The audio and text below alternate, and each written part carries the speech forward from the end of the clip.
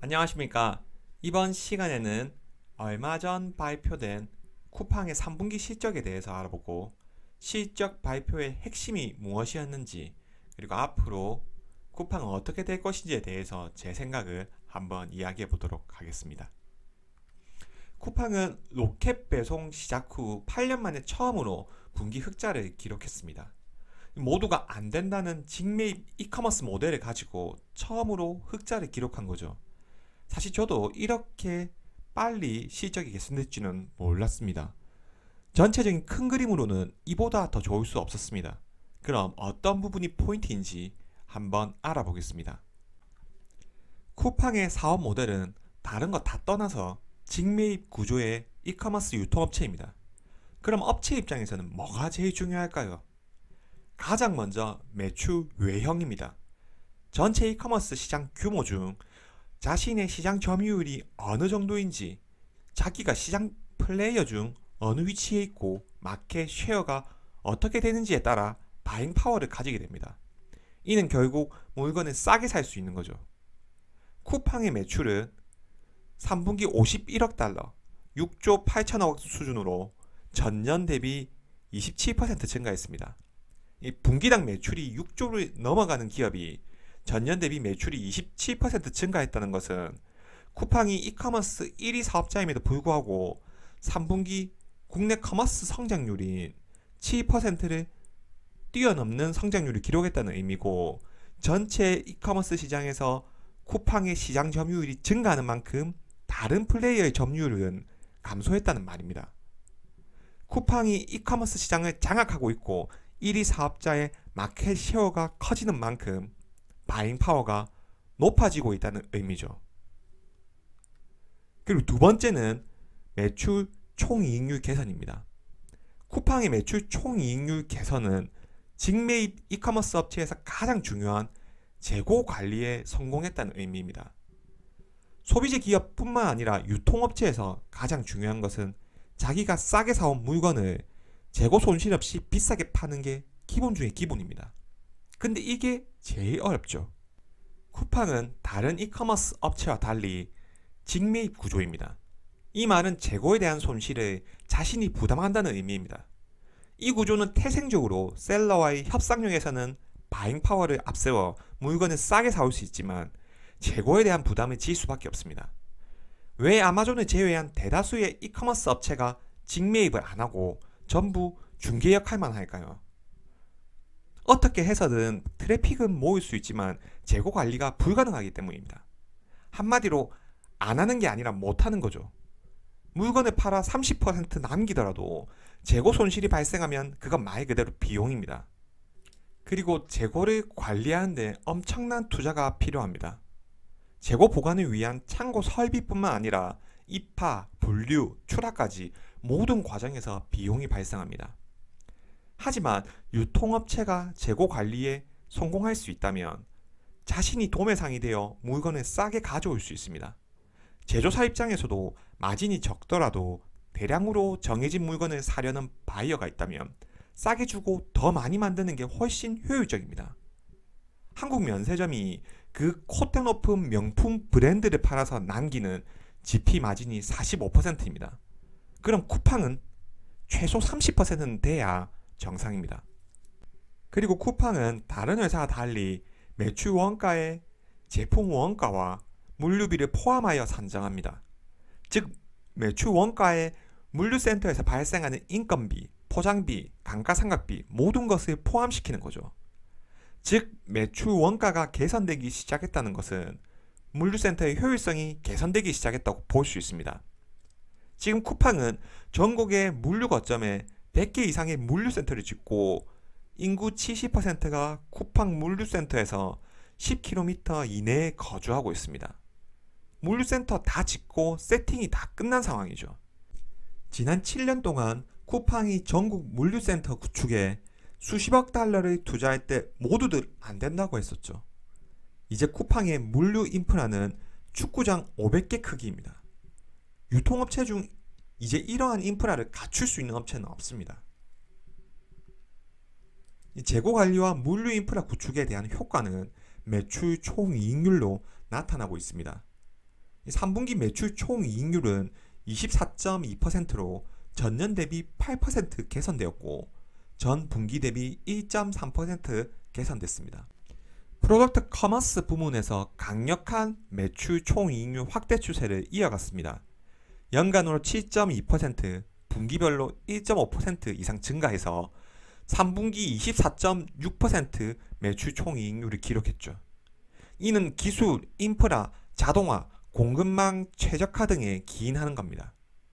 앞으로 쿠팡의 매출 총이익률은 더욱 개선되기 시작할 겁니다. 이번 실적 발표에서 주목할 점은 로켓 프레시의 선전입니다. 3분기에만 신선제품 재고 손실을 전년 동기 대비 50% 줄였다고 합니다. 이는 곧 매출 총이익률 개선으로 직결됐습니다. 사실 신선제품은 공산품 대비 유통기한이 정해져 있기 때문에 재고 손실이 필연적입니다. 이 마켓 관리가 새벽 배송이라는 마케팅을 가지고 나온 것 자체가 새벽까지 팔지 않으면 안 되는 신선제품이었기 때문입니다. 신선제품의 짧은 유통기한 때문에 가장 이커머스가 늦게 침투한 영역이었고, 사실 이 영역은 아마존도 이커머스로 성공하지 못했던 부분입니다. 이 새벽 배송이라는 키워드는 전 세계 대한민국밖에 못합니다. 이 정도의 배송 인프라를 갖춘 국가는 어디에도 없습니다. 이 아마존이 5년 전 홀푸드 마켓을 무려 137억 달러를 주고 인수한 것도 신선제품 시장에서는 배송 자체가 불가능했기 때문입니다. 미국의 유통 공룡이라고 하면 아마존과 월마트를 떠올립니다. 하지만 이 둘의 매출 규모만 비교했을 때 월마트는 아마존과 비교가 안 됩니다. 하지만 월마트가 아마존과 비빌 수가 있는 건 신선제품 시장을 월마트가 꽉 잡고 있기 때문입니다. 그만큼 신선제품 시장은 오랜 기간 관계를 유지해온 산지 직송 공급망이 필요하고 신선도를 유지할 수 있는 콜드체인 등의 설비가 필요할 뿐만 아니라 신선할 때 팔 수 있는 재고 관리가 필수적입니다. 근데 이걸 이커머스 업체인 쿠팡이 해낸 거죠. 아마존도 아직 못하고 있는 건 말이죠. 회사는 자동화를 포함해 기술 인프라, 공급망 최적화, 프로세스 혁신에 투자한 결과이며 지역별로 고객 수요의 변화를 보다 잘 예측하기 위해 머신러닝을 활용하는 방법을 찾았다고 합니다. 여러 지역의 신선식품 유통을 확대하면 재고 손실이 늘어나기 마련인데, 이 쿠팡은 머신러닝 기술 기반으로 수요 예측 시스템을 통해 재고 관리에 성공할 수 있었다는 거죠. 이 머신러닝 기술은 시간이 지날수록 더 많은 데이터가 쌓일 것이고 더 정확하게 수요 예측을 할 수 있을 겁니다. 이제 시작인 거죠. 저도 과거에 쿠팡 플래시를 보면서 이 신선 제품을 이런 식으로 새벽 배송하면 회사가 남는 게 뭐가 있을까 이런 생각을 했었습니다. 하지만 신선 제품이라는 것은 매일 먹고 쓰는 식료품을 주문한다는 것이고, 이는 생활에 필수적인 먹는 것과 관련이 있습니다.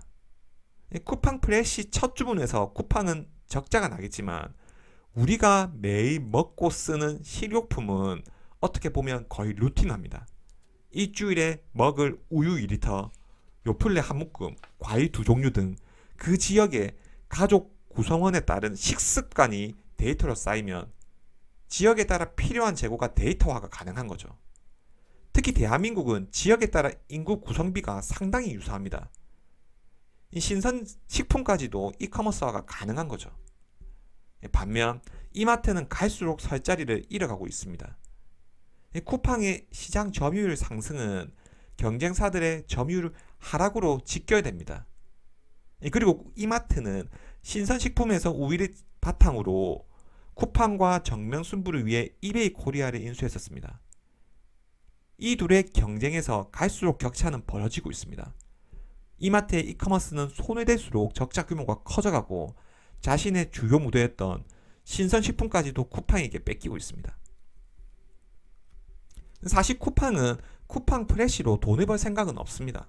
위에서 말씀드렸듯이 식료품은 매일 먹고 쓰는 것과 관련이 있기 때문에 반복적으로 구매할 수밖에 없고, 이를 통해서 와우 회원 확보와 추가적인 자신의 공산품을 팔 수 있기 때문입니다.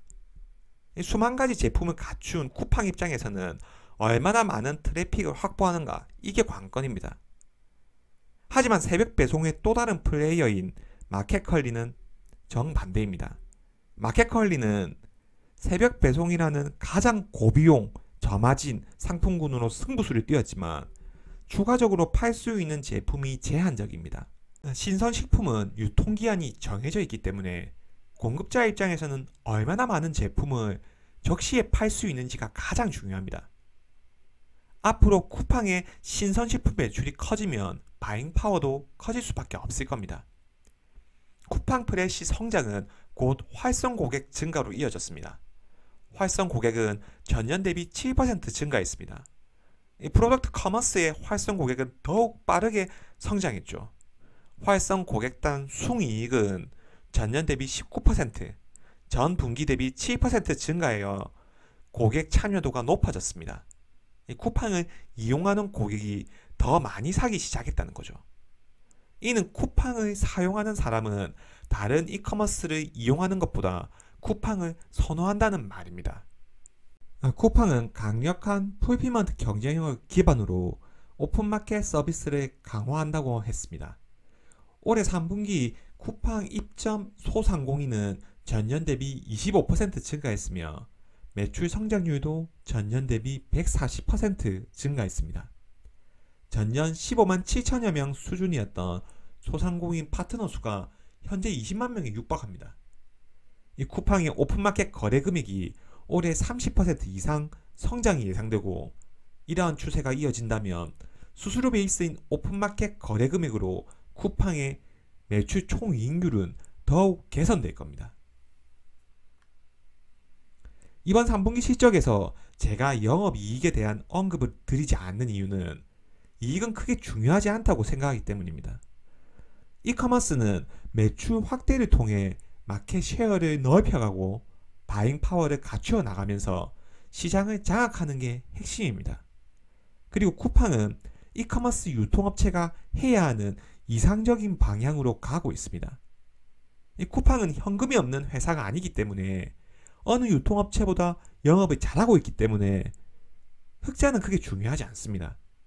오히려 시장 점유율 확대를 통해 잉여 현금 흐름을 만들어갈 수 있는 구조를 만드는가, 이게 관건입니다. 이를 위해서는 매출 총이익률 개선이 필수적입니다. 제가 1분기 실적 발표 때부터 쿠팡을 말씀드린 것은 매출 총이익률이 개선되기 시작했기 때문입니다. 이 적자의 확대는 재무제표를 뜯어봤을 때 현금이 충분한 상황이었고 일회성 비용들이었죠. 이 사업 운영의 핵심 요인이 개선되는 추세, 이것이 가장 중요합니다. 회사는 장기적으로 매출 총이익률이 27%에서 32% 목표를 제시했습니다.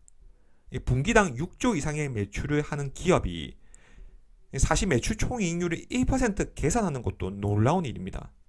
하지만 쿠팡은 3분기 실적에서 매출 총이익률을 전년 대비 8% 개선했고 전분기 대비해서도 1.3% 개선했습니다. 이미 유통업체 운영의 핵심인 바잉파워, 재고관리, 물류인프라 등의 효과가 나타나고 있는 거죠. 쿠팡의 내년 매출 30조로 예상했을 때 매출 총이익률 1%만 개선해도 3천억 원입니다. 이 돈으로 흑자보다는 이커머스 생태계 강화에 쓰겠다는 거죠. 사실 국내 이커머스 시장 게임은 끝났다고 봅니다. 이번 영상 이 정도로 마치도록 하겠습니다. 시청해 주셔서 감사합니다.